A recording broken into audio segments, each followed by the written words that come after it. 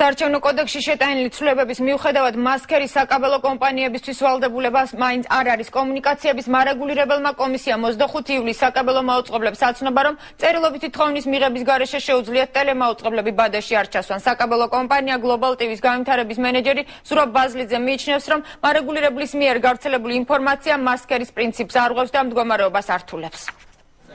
მასქერი უპირობო ვალდებულება არ არის. 25 ივლისს კომუნიკაციების მარეგულირებელმა კომისიამ საკაბელო კომპანიებს აცნობა, რომ სატელევიზიო არხებმა მასქერის ფარგლებში მათ ოფიციალური წერილით უნდა მიმართონ. შესაბამისად, საკაბელო კომპანიებს კანონში შეტანილი ცვლილების მიუხედავად რჩებათ უფლება, რომ სატელევიზიო არხები თუ ისინი თხოვნით არ მიმართავენ, ქსელში არ ჩართონ. კანონში პირდაპირ გაწერილია, რომ ჩვენ ვართ ვალდებულები, მაგრამ როგორც ბატონმა კახი ყურაშვილმა განაცხადა, ვალდებულები ვართ იმ შემთხვევაში, თუ მოგმართავს ესა თუ ის მაუწყებელი. თუ არ მოგმართა, ამ შემთხვევაში ჩვენ თვითონ ვალდებულები არა ვართ. აი ამან გამოიწვია თქვაც ყველაზე მეტი დავა. ბაზლიძე მიიჩნევს, რომ წერილობითი მიმართვა მდგომარეობას ართულებს და შესაძლოა ხელოვნური პრობლემები წარმოიშვას.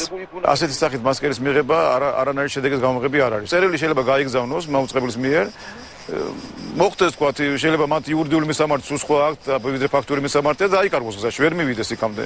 შესაბამისობაში ერთი თვის შემდეგ გაირკვევა, რომ თურმე ამა თუ იმ საკაბელო ტელევიზიას წერილი არ მივიღე და ამის გამო არ ჩართო ესა თუ ის არხი.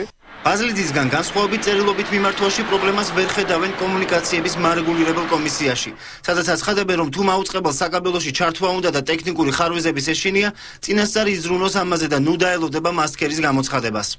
უნდა არსებობდეს მოთხოვნა შესაბამისი მაუწყებლისგან, რომ ეს სავალდებულო გატარება გავრცელდეს. ჩვენ მოვიწვიეთ აქ ყველა საკაბელო ოპერატორი და განვუმარტეთ მათ კანონის მიერი ვალდებულებები, ასევე განხორციელდება მაუწყებლების შემთხვევაში.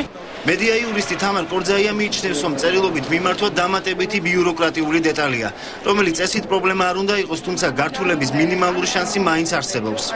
ასეთი ტექნიკური რისკები შეიძლება ყოველთვის არსებობდეს. უბრალოდ ეხა იმ ტელევიზიებს, რომლებსაც უნდათ რომ იყოს ჩართული საკაბელო ქსელებში, მეტი ყურადღება მართებთ და მეტი აქტიურობა კონკრეტულ შემთხვევაში. 30 ივლისს კომუნიკაციების მარეგულირებელ კომისიაში ტელემაუწყებლები არიან დაბარებულები და საკაბელო არხების შემდეგ სწორედ მათ გააცნობს მარეგულირებელი მასქერის ჩასართავად აუცილებელ დეტალებს.